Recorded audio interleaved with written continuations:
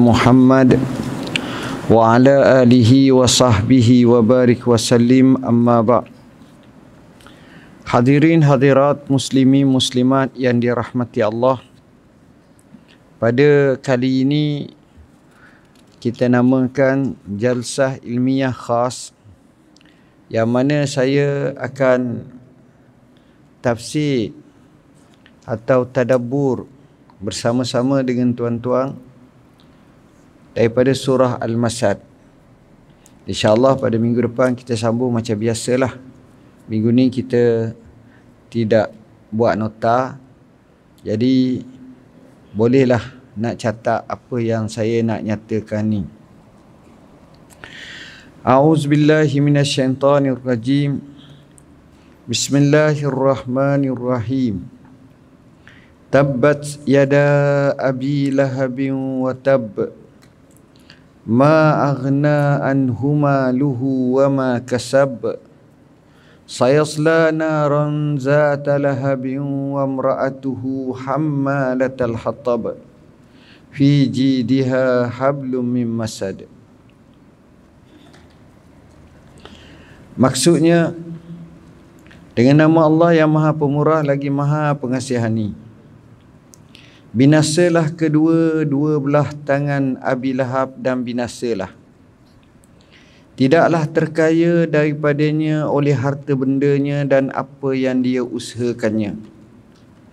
Kelak satu masa pasti dia akan masuk neraka yang mana api membuak-buak. Sedangkan isterinya pembawa kayu api, pada lehernya tergantung kalung daripada api neraka. Hadirin hadirat yang dirahmati Allah, surah ini dinamakan surah Masad, dan surah ini juga dinamakan dengan nama surah Tabbat.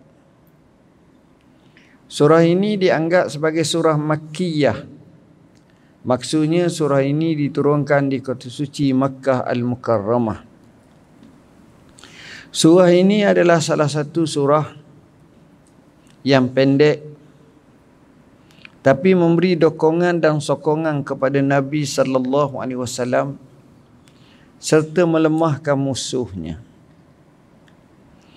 Antara sebab turun surah ini adalah dikatakan bila Nabi sallallahu alaihi wasallam menyampaikan dakwah. Pada awalnya Nabi menyampaikan dakwah secara sir, rahsia. Seorang dia pergi. Dan sebenarnya Mekah ni sebuah negeri yang menentang keras dakwah Islam ini. Bermakna kota suci Mekah pada peringkat awal tidak subur dengan Islam, bahkan bersikap kasar dan keras terhadap Islam. Dengan sebab itu kita tengok penderaan, penyiksaan, dan ada yang terbunuh, seperti apa yang berlaku kepada keluarga Yasir. Isterinya Sumayyah adalah orang yang mati syahid yang pertama dalam sejarah Islam.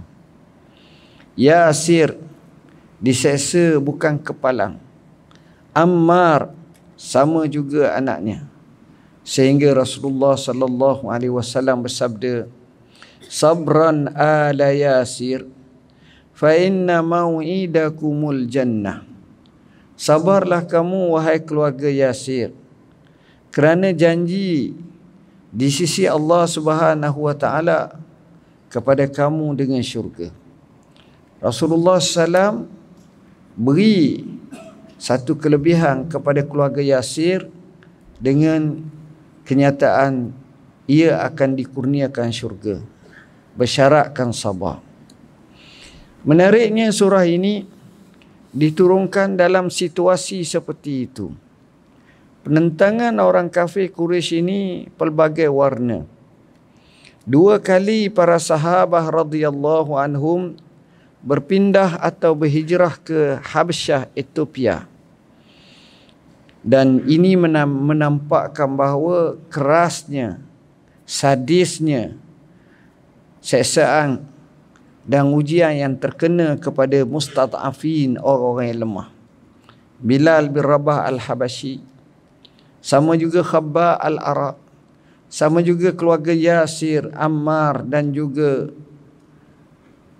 ibu Ammar, Sumayyah.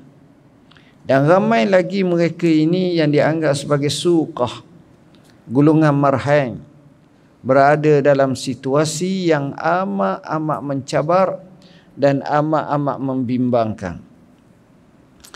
Jadinya mereka sanadidu Makkah atau pemimpin-pemimpin orang Mekah, bangsawan orang Mekah, pembesar-pembesar Mekah kebanyakannya menentang keras kepada Rasulullah sallallahu alaihi wasallam. Puncaknya bila turun ayat fasda' bima tu'mar wa a'rid 'anil jahilin. Hendaklah kamu laksanakan apa yang diperintahkan kepada kamu untuk menyampaikan dakwah, dan berpalinglah daripada golongan yang jahil, yang tak tahu, yang menentang kamu. Jangan hiraukan mereka.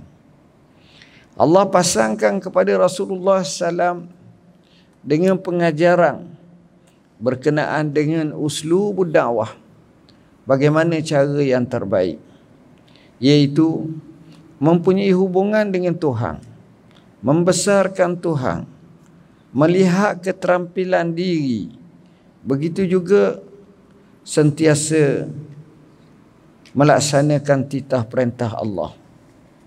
Firman Allah Ta'ala, Ya ayyuhal muddassir, kum fa'anzir, wa rabbaka fakabbir, wa siyabaka fatahhir, wa rujza fahjur, wa la tamnun tastaksir, wali rabbika fasbir.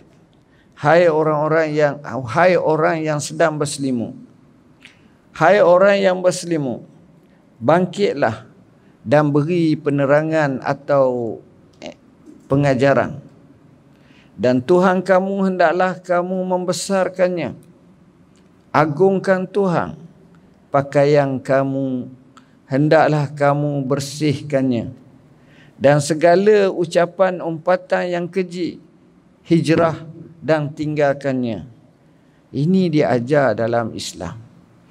Tuan-tuan dan puan-puan yang dirahmati Allah, Nabi buat apa yang diperintahkan Tuhan. Kemudian Nabi dakwah.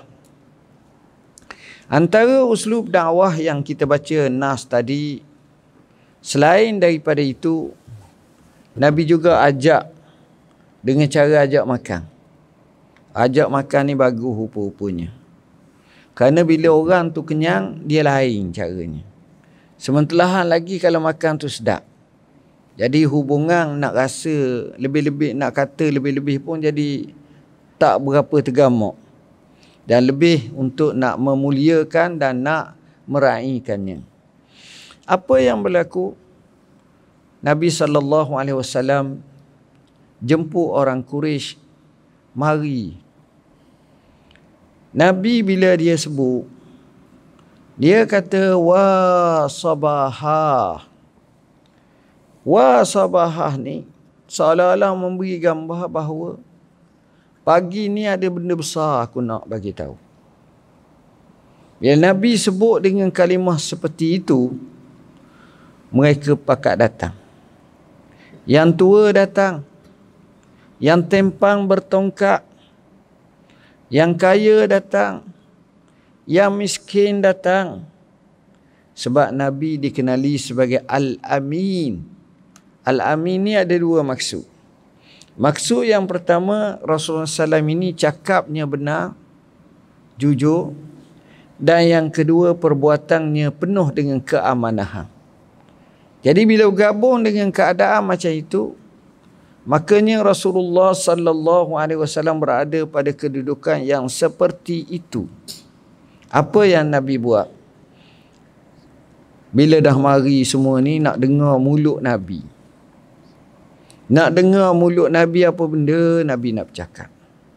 Kita tengok Rasulullah SAW guna tentang logik dulu.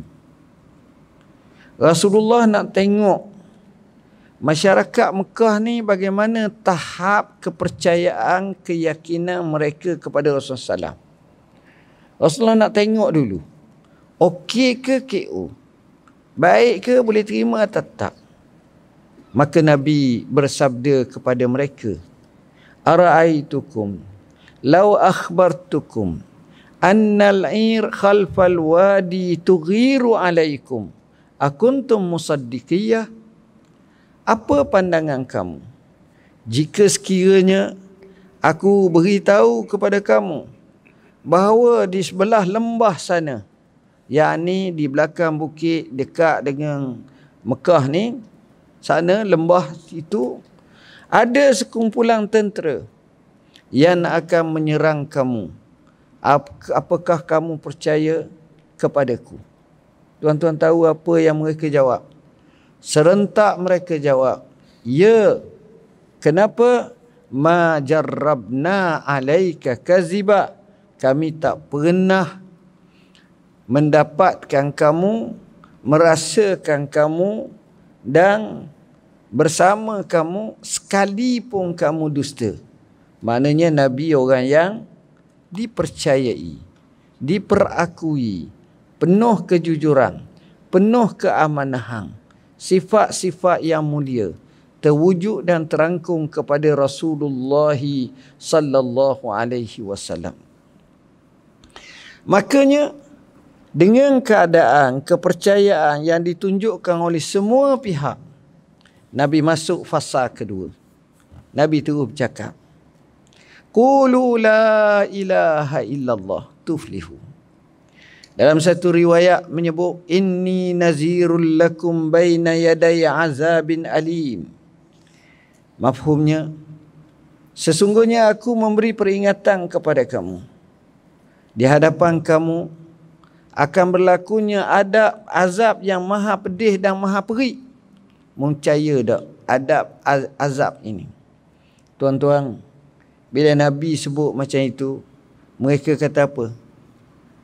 Mereka kata terkejut. Ada yang termenung. Kerana Nabi menafikan nombor satu, sebarang bentuk syirik.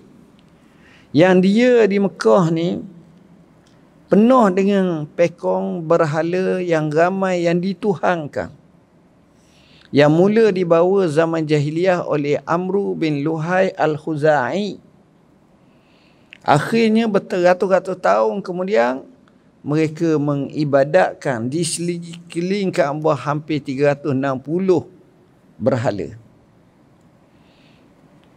Tiba-tiba Nabi nak suruh jadikan Tuhan tu satu. Tak ada yang dua, tak ada yang tiga.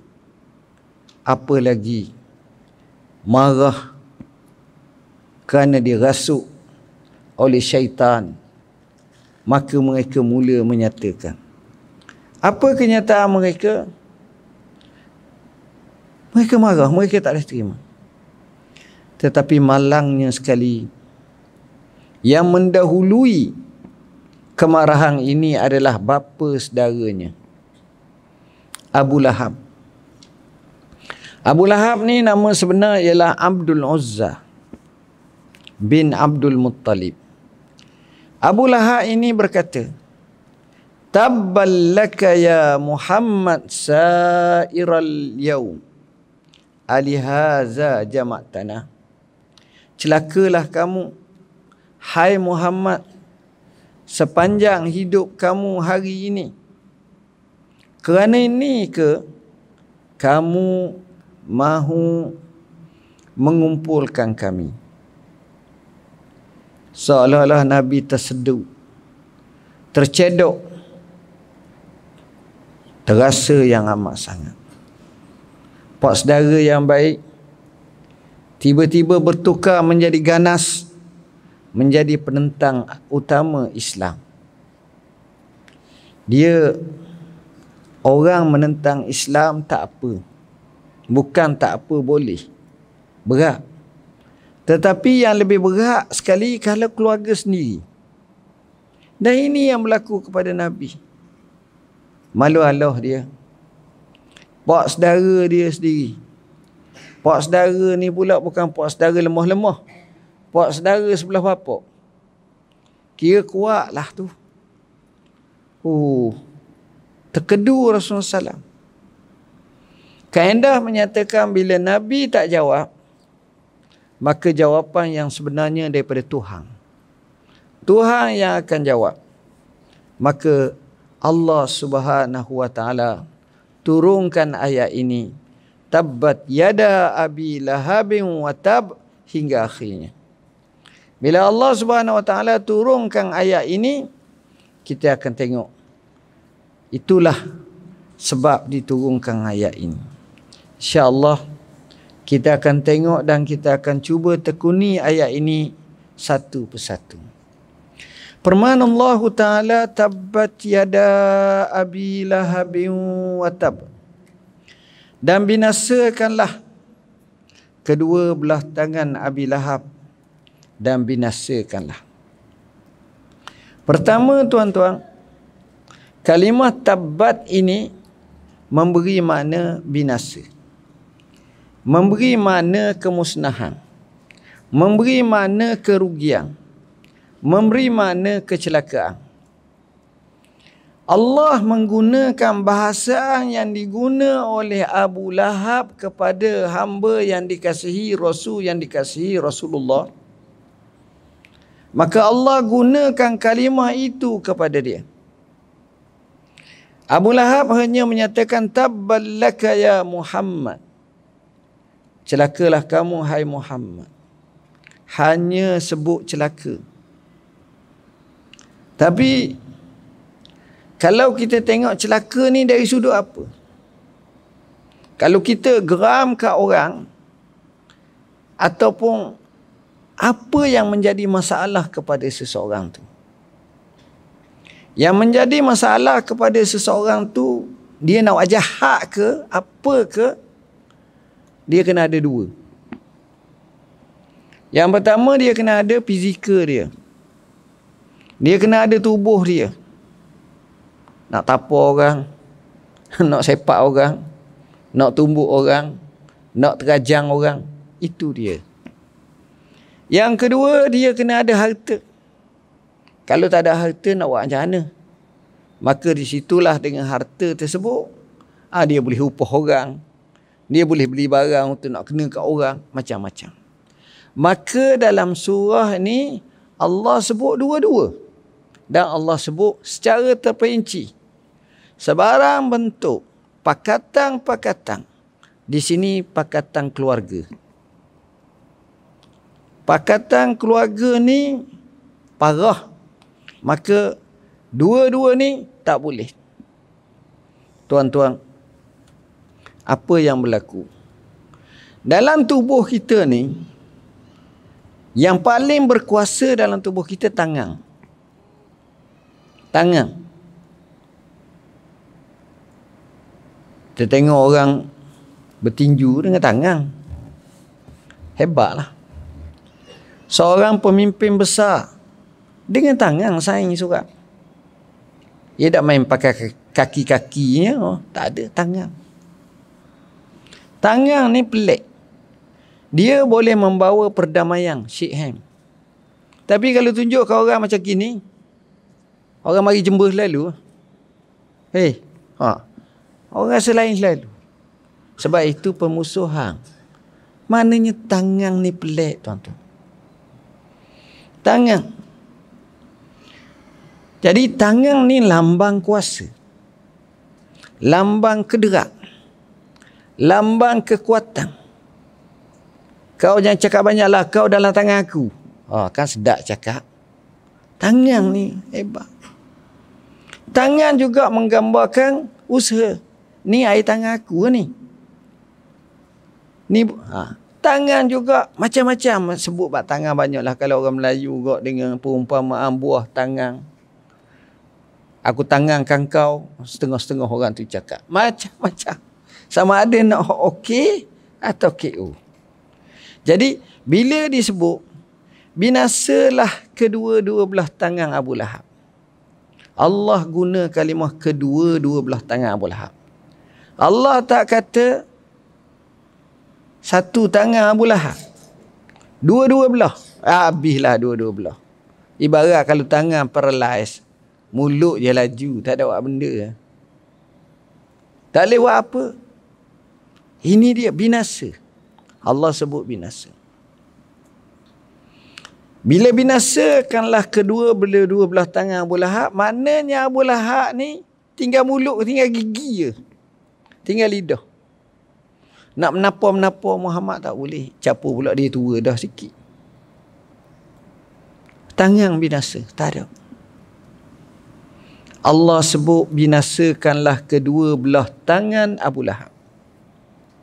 Tengok tuan-tuan. Dalam Quran, kita tak akan bertemu kalimah-kalimah pengabdian selain daripada Allah. Oleh kerana nama Abu Lahab tu Abdul Uzza, hamba kepada Uzza. Uzza ni patung. Pekom Mekah. Salah satu pekom besar. Selain daripada Manak, selain daripada Lata, Uzza disebut. Ada banyak nama, dah 360. Ada hak besar, ada hak kecil. Jadi dinamakan Abdul Uzza, hamba kepada Uzza. Dalam Quran mulia, Allah tak menamakan dengan nama ni. Allah guna gelaran. Gelarannya kerana Abu Lahab ni orangnya putih. Orangnya muka merah. Orangnya janguk. Orangnya comel. Orangnya handsome. Ialah orang Quraisy. Orang Quraisy. Orang hebat. Maka sampai orang kata kalau tengah panas tu nampak macam ke merah dia tu, bukan merah tak, macam merah comel. Macam menyala. Jadi Nabi Allah gunakan gelarangnya, kunyahnya Abu Lahab. Dan yang kedua dia pasang dua makna. Abu Lahab juga, lahab juga dengan makna maraknya api tu. Api yang marak tu juga dipanggil lahab. Yang kita akan tafsir pada ayat yang ketiga nanti. Sebab itu Allah guna nama Abu Lahab. Allah tak guna nama Abdul Uzza. Kerana tak sesuai untuk diabdikan selain Allah dalam Quran. Allah Subhanahu wa taala sebut watab dan binasakanlah. Tuan-tuan, pertama dia kata kat Nabi sekali je, tabballaka ya Muhammad sa'ira hadzal yaum. Celakalah kamu hai Muhammad sepanjang hari ni. Mu kata kepada nabiku, mu kata kepada rasulku, sekali aku kata kamu dua kali. Tabbat yada abi lahabin wa tab. Itu bahasa. Itu gambar apa? Berat benar mu. Maka hukuman Tuhan, karma ilahi, orang lain tak boleh. Kena. Maka seolah-olah Abu Lahab selepas daripada tu patah susuh. Seolah-olah Abu Lahab selepas daripada itu tak ada taring. Seolah-olah Abu Lahab selepas daripada itu lemah. Tinggalnya mulut dengan gigi je. Perangai Abu Lahab ni pula untuk menambahkan lagi rencam dan ramuan permusuhan pada Islam. Apa dia buat tuan-tuan? Abu Lahab ni dia pergi cari Nabi. Nampak Rasulullah SAW jalan kok ni, dia ikut belakang. Dan riwayat yang masyhur menyebut ramai sangat orang tengok. Seorang muda, Nabi masa tu 40, Abu Lahab tua dah. Seorang muda yang sedang berjalan menyatakan qulu la ilaha illallah. Katakanlah la ilaha illallah. Abu Lahab duduk belakang kata apa? La tusaddiku innahu kazzab. Jangan kamu percaya kepadanya kerana dia pendusta. Pelik. Lagilah tak betul. Kita kalau kita tak suka orang, kita buat senyap je. Kita duduk jauh-jauh je. Ni tak. Mana ada kita tengah, hak ni tengah dakwah, hak ni tengah bakang. Ni tengah dakwah, hak ni tengah bakang. Direct. Ada ke patut? Memang tak patut pun. Tapi itulah kesombongan, kesamsingan, kebejatan Abu Lahab menentang Rasulnya sallallahu alaihi wasallam. Kerana itu layaklah Allah turun surah ini. Dia bukan sekadar itu. Dia gunakan harta dia. Dia gunakan anak-anak dia. Dia guna segala instrumen yang ada padanya untuk melemahkan Rasulullah SAW. Untuk memadamkan cahaya Islam. Dia buat. Betul dia orang kaya. Tapi kaya dia bukan menyelamat segala-galanya. Awak banyak harta. Harta awak guna untuk bukan kerana Allah. Hancur awak. Kayalah awak banyak mana pun. Tapi kalau awak guna untuk Allah, awak beruntung. Abu Lahab guna harta dia untuk peracur Islam. Khadijah radhiyallahu anha ummul mukminin gunakan harta untuk meningkatkan Islam. Dua jawapan yang berlainan. Quran menyebut, hadis menyebut yang Abu Lahab ni dalam neraka. Yang Khadijah ni bukan sekadar dalam syurga, tapi disediakan sebuah istana yang amat-amat cantik dalam syurga. Yang Allah sampaikan salam melalui Jibril kepada Khadijah radhiyallahu anha. Lain tuan-tuan. Sebab dua-dua tu infak. Yang ni infak kerana Allah. Yang ni infak kerana menyekap ajaran Allah. Allah Subhanahu wa taala menyebut ma aghna anhu maluhu. Tidak akan terkaya daripadanya oleh harta bendanya. Kamu banyak mana pun, kamu tak buat apa. Kita tuan-tuan dalam hidup. Kita dalam hidup. Kita dapat duit. Kita dapat gaji. Kita dapat apa? Maka kita akan ditanya harta kita. Apa yang kita nak buat? Yang kalau kita baca dalam surah Al-Humazah dia sebut yahsabu annama lahu akhladah. Dia sangka bahawa harta bendanya itu akan mengekalkannya. Tak.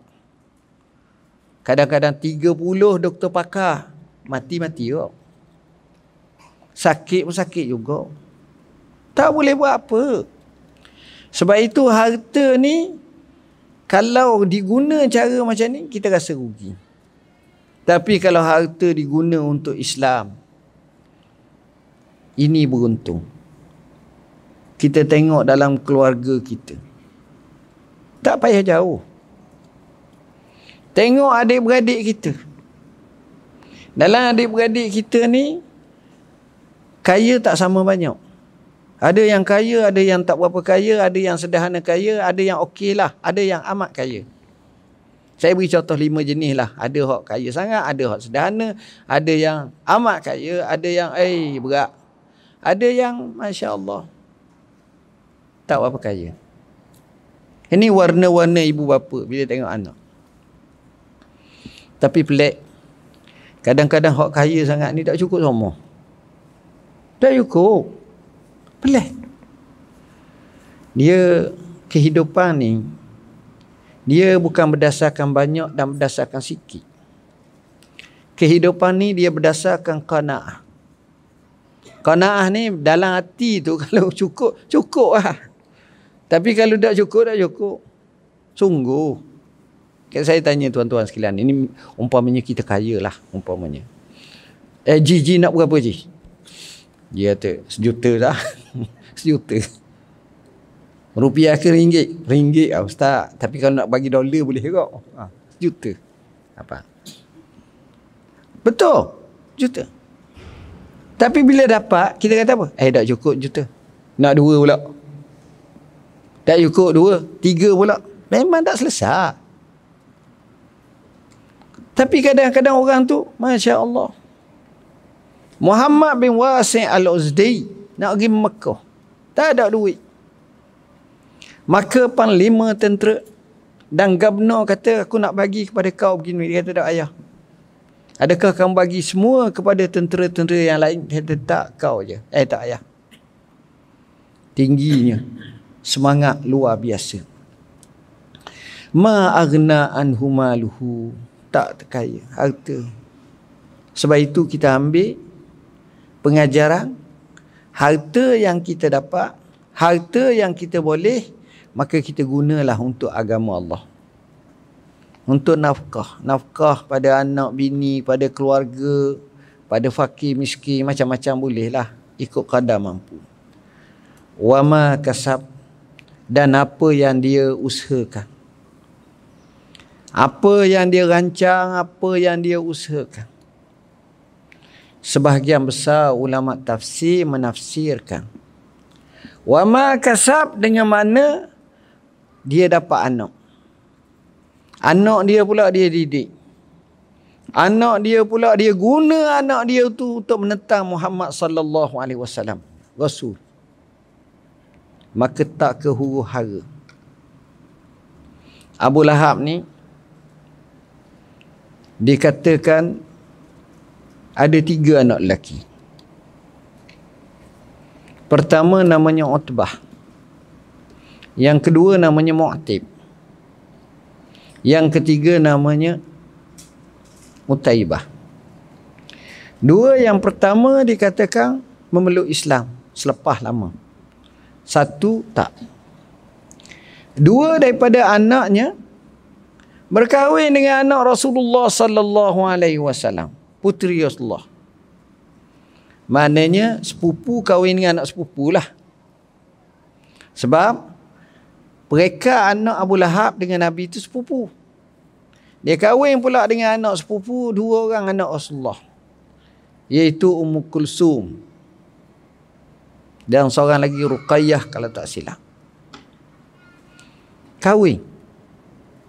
Ni bala juga kalau kahwin dengan keluarga dekat-dekat ni. Kerana masalah jadi bergaduh sangat. Hamba pergi Mekah ni. Ya, kadang-kadang kalau naik kereta, rupanya di Mekah, di Jeddah tu ada Grab kok. Jadi naik. Dia naik duduk depan, duduk cakap. Cakap bak kahwin. Tukang driver tu muda. Saya ingat dalam 30-an rasa. Dia nikah dengan sepupu. Lepas tu cerah. Oh, bergaduh sakar. Tak mari. Nampak muka berubah. Bila turunnya ayat surah Tabbat Yada Abi Lahab, surah Masad ni, Abu Lahab panggil. Cakap dengan anak dia. Anakku, tak sesuai sangat. Quran Muhammad turun ke atas abah begini-begini. Keluarga kita, apa yang dia buat? Dua-dua tu pergi cerai anak Rasulullah. Cerai. Rasulullah ni tuan-tuan orang baik. Bukan baik. Memang terbaik. Tak ada dah. Bukan macam kita lah, jauh. Baik. Dan seorang tu nama Utaibah. Dia pergi kat Rasulullah sallallahu alaihi wasallam, dia cakap kasar. Bila dia sampai kat Rasulullah, dia kata, ya Muhammad, Tuhanmu turunkan wan najmi iza hawa ma dhalla sahibukum wa ma ghawa, hingga akhirnya. Dia baca dalam 5 ayat. Dia kata, kafartu bin najmi iza hawa. Aku mengkufurkan dengan najm, demi bintang apabila muncul. Aku kufur, aku tak percaya pun. Bukan sekadar tu, dia sebut aku ceraikan anak kamu tu. Bukan sekadar tu, ambil ludah atas muka tu, ludah. Orang kalau ludah ni tuan-tuan, melainkan memang dia kehak banyak. Peseng tak apalah. Giludah. Orang panggil apa? Amak biadab. Dia nak musafir. Nabi doa pada Allah. Allahumma sallit alaihi kalban min kilabik. Ya Allah, kuasakanlah ke atasnya anjing daripada anjing-anjing kamu. Anjing ni tuan-tuan, kalimah kalb dalam bahasa Arab tafsiran oleh sebahagian ulama-ulama bahasa selain daripada makna anjing ialah binatang-binatang buas. Singa, harimau, apa lagi? Citah, apa lagi nama? Puma dia dah tahu. Jaguar ataupun seumpamanya. Haina. Contohnya macam tu. Dia musafir tuan-tuan. Bila dia musafir, dia rasa takut. Bila dia rasa takut, waktu malam, aku takut Muhammad kata ni betul. Sebab dia ni memang hati kecil dia. Jadi kawan-kawan dia kata, tak apa, mu tidur tengah, kita buat likung kamu. Malam tu juga, bila bangkit, tengok-tengok dia kepala tak ada lah. Kena dibaham oleh singa. Balasan tuan-tuan. Ni, sebab itu dalam bab anak, jangan tarbiyah anak dengan tarbiyah celaka. Suruh hak tak baik. Wal-iyazabillah.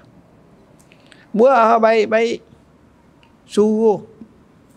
Curi jangan. Menipu jangan. Buat yang baik-baik. Buatlah yang baik. InsyaAllah. Tak ke mana pun. Tak tu mana pun. Buat. Ma aghna anhu maluhu wa ma kasab. Dan tidaklah boleh mengkayakan daripadanya oleh hartanya banyak mana pun. Tak. Dia tak boleh selamatkan dia. Tak boleh selesai. Walaupun dia ada anak-anak gagah. Tak boleh. Sayasla naran zata lahab. Pasti Abu Lahab akan masuk neraka yang bernyala-nyala. Api neraka ni tuan-tuan, dahsyat. Kata Nabi SAW, ukidatin nar alfa'a fahmarrat. Api neraka dibakar, 1000 tahun.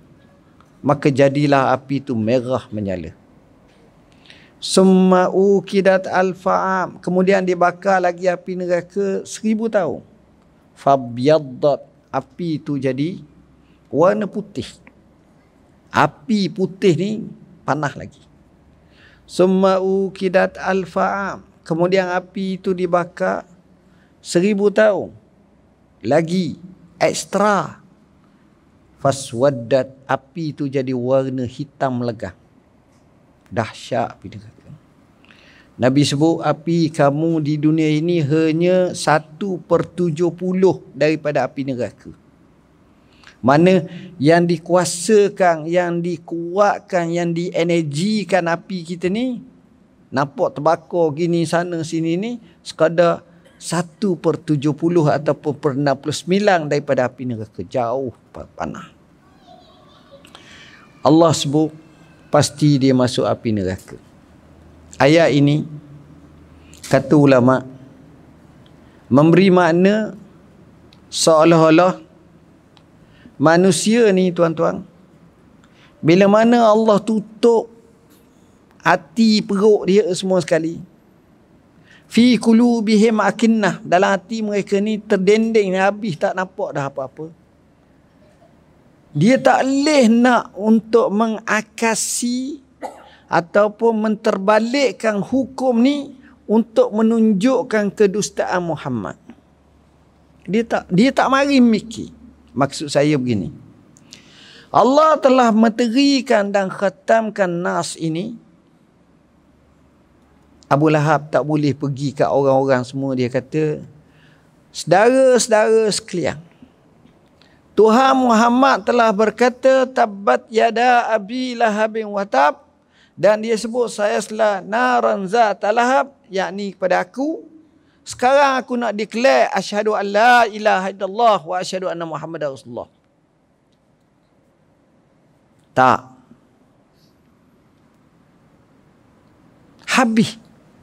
Orang lain kita boleh doa untuk hidayah. Abu Lahab tak dah. Tengok orang seteruk, sekeras, seganas, se-ekstrim mana pun, boleh jadi boleh. Tapi Abu Lahab tak. Minta maaf, tak boleh. Dia kekal dalam keadaan macam tu. Abu Lahab ni tuan-tuan,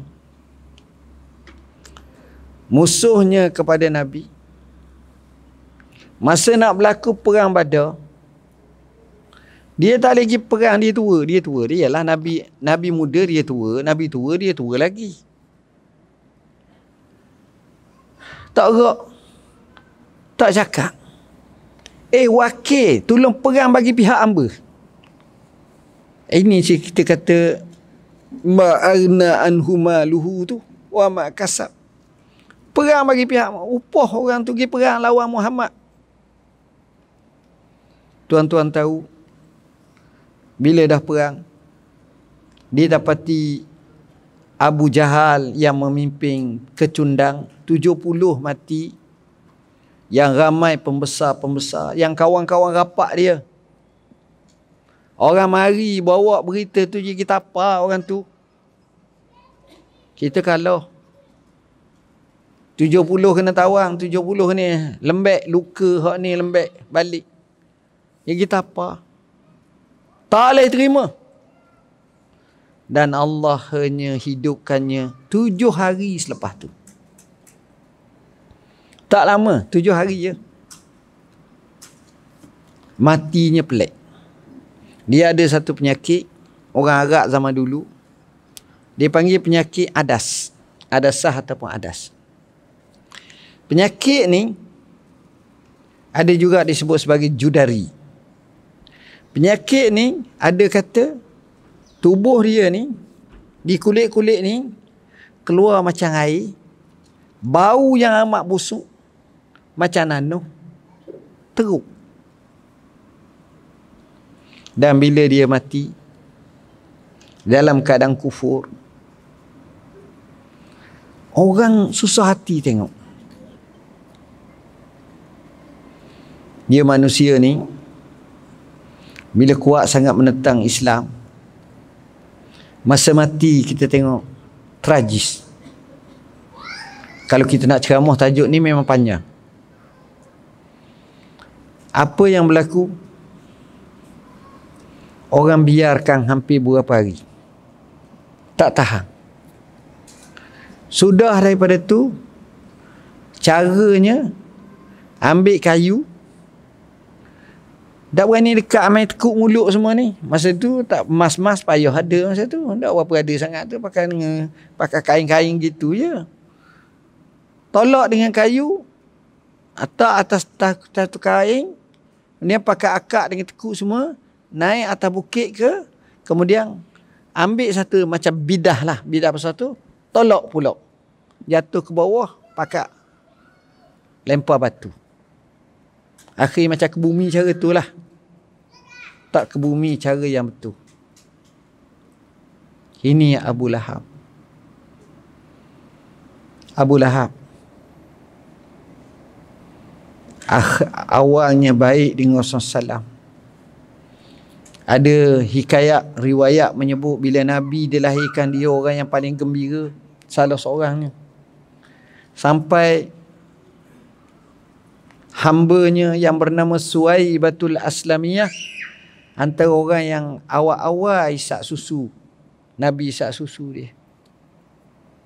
Nabi disusukan oleh Suwaibatul Aslamiyah sebelum diambil alih oleh Halimatus Sa'diyah atau Halimah binti Abi Zu'aib, isteri kepada Abi Kabsyah. Ini Abu Lahab. Sepanjang hidup dia, sekali je silap dia, tabbal laka ya Muhammad sa'ira hazal yaum, Allah bagi dia 2 tabbat. Tabbat yada Abi Lahab, kemudian Allah tambah wattab, tak keberat.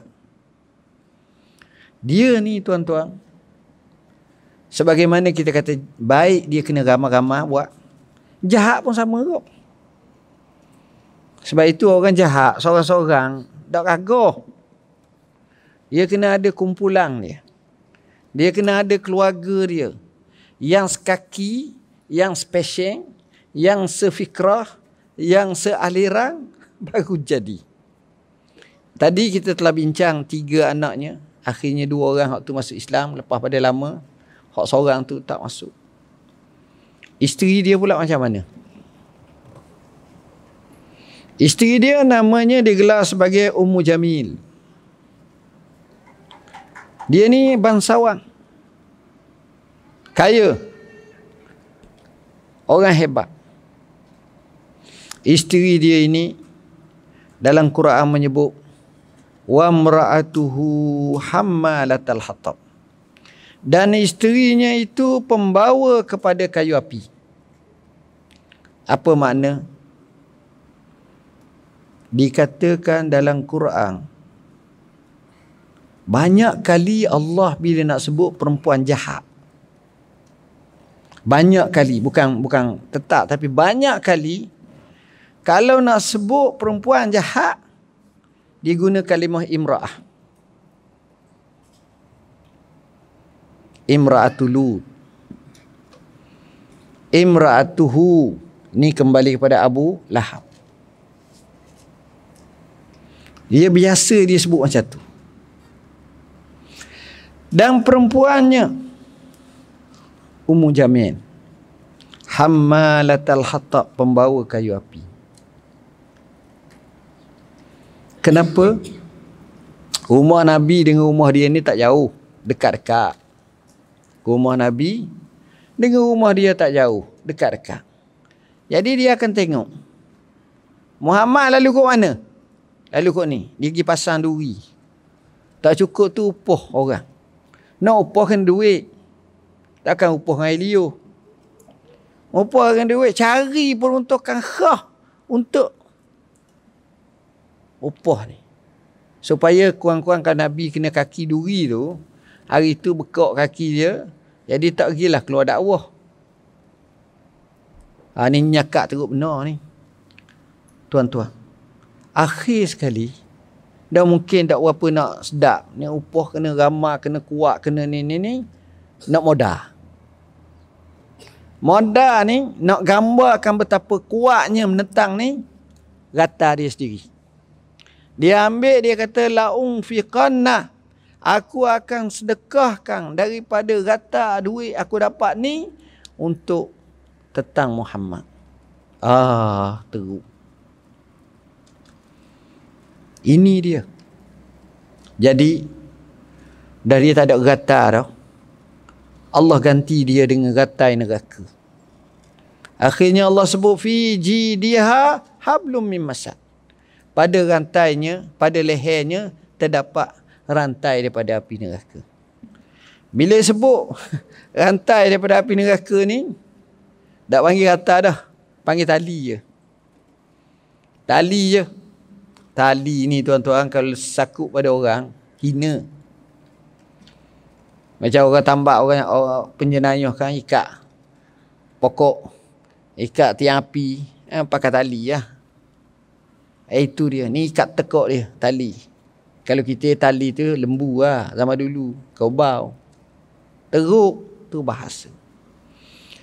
Perempuan ni, Ummu Jamil ni, bila turun surah ni, tak tahan. Dia bawa batu, pegang tanah, pegang tangan. Nak cari Muhammad. Maka dia pergi cari. Carinya dekat mana? Nabi sedang duduk dengan Abu Bakar. Dia sampai kat Nabi. Allah sisihkan muka Nabi, tubuh Nabi, tak nampak. Macam katerak aku. Tapi yang nampaknya, dia nampak Abu Bakar seorang. Dia kata, aina sahibuka, mana sahabatmu? Nabi ada dekat. Ya Allah sebut, waja'alna min baini aidihim sadda wa min khalfihim sadda. faghshaynahum fahum la yubsirun. Kami jadikan mereka, depan mereka tu macam dinding tembok, belakang macam dinding tembok, dan kami pensangkan mereka atau kaburkan mereka sehingga mereka tak nampak. Sampai tahap tu Allah guna 4 kalimah. Sadda, sadda. Dan Allah guna kalimah fa'akshaynahum, dan Allah guna fahum la yubsirun. Pak ni maknanya tak nampak terus lah. Kita belakang dinding mana nampak. Allah sebut macam tu.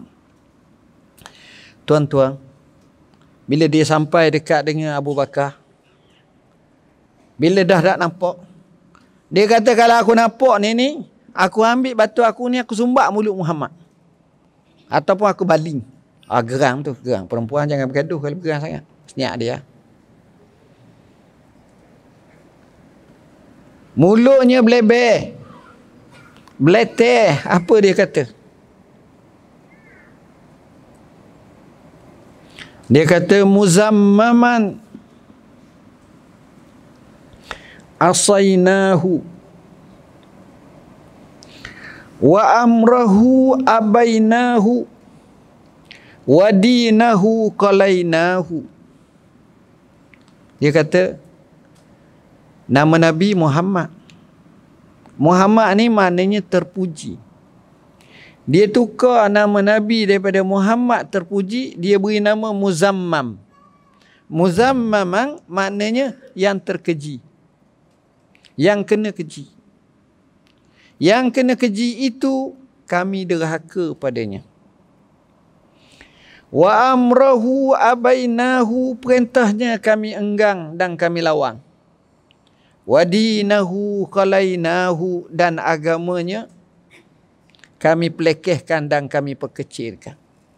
Tuan-tuan, kata Nabi, Allah selamatkan kami daripada penghinaan Ummu Jamil ni, di mana dia ditukar nama tu. Jadi orang sebut, bila sebut Muzammam, tak kena dah pada Nabi. Sebab Nabi Muhammad. Dia nak keji Nabi, dia tukar kepada Muzammam.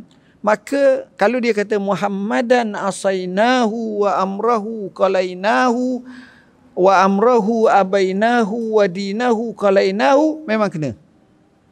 Sekarang ditukar nama Muzammam, jadi tak ada apa. Bukan kata kat Rasulullah. Tuan-tuan, inilah sebuah keluarga. Abu Lahab, Ummu Jamil dan 3 anak. Pada asalnya okey. Bila turunnya, dia jadi buruk. Apa benda ni semua? Selain daripada ni, kita kena minta dengan Tuhan. Kena minta dengan Tuhan. Taufik hidayah. Bukan kita. Allah punya. Allah punya. Bukan kita punya. Allah punya. Jadi kita kena minta dengan Tuhan. Di Mesir, tuan-tuan, cerita benar. Di Mesir ada jenis askar dulu, bukan sekarang, yang terkenal dengan menentang Islam yang amat. Oleh kerana dia kalau dengar nama orang Islam nak beramal ni, tak boleh. Sehingga apabila dia dapat anak, dia beri nama anak dia Abu Lahab. Bila beri nama anak dia Abu Lahab, dia tak hantar Azhar belajar. Dia hantar sekolah-sekolah international, sekolah-sekolah sekular terus. Dia jaga anak dia ni betul-betul. Tak cukup dengan itu, bila anaknya menginjak dewasa, dia hantar anak dia ni belajar di Amerika ataupun Eropah. Ambil pula bukan fakulti apa ni Islamic knowledge, tak. Dia ambil fakulti-fakulti hak lain, habis semua sekali. Daripada kecil sampai ke besar, sampai ke masuk universiti, sampai ni didoktrinkan anak dia ni untuk memusuhi Islam. Tapi tuan-tuan tahu, sampai di sana, di barat, anaknya teramat rindu kepada Islam. Akhirnya anak dia itu betul-betul ikut belajar Islam dengan benar-benar dan menghayati Islam. Lalu orang pun buatlah bergurau. Dia kata Abu Lahab yang Allah sebut tabbat yada Abi Lahab, bukan Abu Lahab kita ni. Hak ni hak Islam. Hak ni hak okey. Tapi Abu Lahab hak yang disebut ni hak tu zaman Nabi. Apa makna? Perancangan ibu bapa, perancangan manusia, walaupun sejahat mana pun, tapi kalau takdir Tuhan untuk merubah dan mengubah, dia boleh jadi manusia yang terbaik. Dan dia boleh jadi manusia yang amat-amat baik. Kerana itulah bila kita tengok ayat seperti ini, fahamlah kita betapa dalam hidup ni bergantung pada Allah, mohon kepada Allah. Sebenarnya kalau kita bacalah kisah ni, artinya walaupun dia hebat di dunia, walaupun dia kaya di dunia, walaupun dia berpengaruh di dunia, walaupun dia ada mempunyai semua kelebihan, tapi kita tengok kesudahan mati seorang-seorang tak baik. Kita tengok perjalanan akhir dinuktahkan dengan tak baik. Kesian. Dek kerana amarah, kerana mengikut hawa nafsu, akhirnya kehidupan mereka tergadai. Inilah yang kita bimbang, yang kita minta berlindung dengan Allah Subhanahu wa taala. Jadi daripada surah Al-Masad ini, walaupun tidak ada dalam fadilat-fadilat kelebihan-kelebihan, seolah-olah memberi satu pengawasan kepada kita. Buatlah baik setara mana. Saya berbual dengan beberapa kawan, seorang yang saleh. Dia cerita, saya ni ustaz, kadang-kadang bila rasa hari tertentu saya pergi seorang. Saya pergi kat susah, kat orang susah tu saya bagi 800, 1000, kadang-kadang saya tolong. Saya cari orang susah. Tapi paling saya pantang kalau saya cari orang susah, pergi tengok isap rokok, sepek, kain pula kilah sampai kat kepala lutut, duduk pula cara kasar, duduk minum. Hak tu saya tak bagilah, apa-apa pun saya tak suka. Walaupun dia miskin. Dia kata, setiap kali dia buat macam tu, biasanya, bukan jangan-jangan, biasanya akan berlaku padanya orang order barang yang amat banyak. Kadang-kadang sampai 800,000, 70,000, 80,000, banyak ribu, berkali-kali ganda. Sebab itu saya yakin manusia ni kalau khidmat untuk Allah, Allah bagi. Sama juga kalau menentang Allah, maka bala yang amat sangat. Jadi sekadar itulah tafsir yang kita sampaikan pada hari ini. InsyaAllah lah lain-lain kali ada masa kita akan tafsirkan ayat lain pula. Tapi kita akan kembali kepada bincang apa yang kita nak bincang pada minggu hadapan. Dan minggu ni tak ada cabutan bertuah, kita makan je lah apa yang ada, insyaAllah, supaya kita teruskan agenda belajar. Dan kita kalau boleh macam biasalah, tolong kukuhkan tabung kita tu, kita pakat derma. Dan kalau kita boleh buat satu tekad beriltizam, setiap sebulan sekali kita makan kambing. Rupa-rupanya orang sini kurang orang darah tinggi, sebab tu kambing baru ni 2 ekor habis cepat. Jadi kalau boleh moleknya 3 ekor lah. Ada pula kata mengeluh tak cukup 2 ekor. Jadi tengoklah, kalau 3 ekor, 5, 4,5 lah. Kita tengoklah kemampuan yang kita ada, bukanlah nak paksa. Mudah-mudahan Allah Subhanahu Wa Taala bagi kemudahan pada kita. Dan sekadar itu, saya juga nak ambil kesempatan untuk ucap terima kasih kepada sahabat-sahabat semua atas bantuan yang luar biasa semalam kepada saya menjadi pemudah cara ataupun yang datang untuk meraihkan majlis semalam. Jazakumullahu khairal jaza. Bismillahirrahmanirrahim. Allahumma faqihna fid din, alimna ta'wil. Allahumma ja'alna minal ladzina yastami'una al-qawla fayattabi'una ahsanah Wa sallallahu ala sayyidina Muhammadin wa ala alihi wa sahbihi wasallam. Walhamdulillahi rabbil alamin. Wassalamualaikum warahmatullahi wabarakatuh.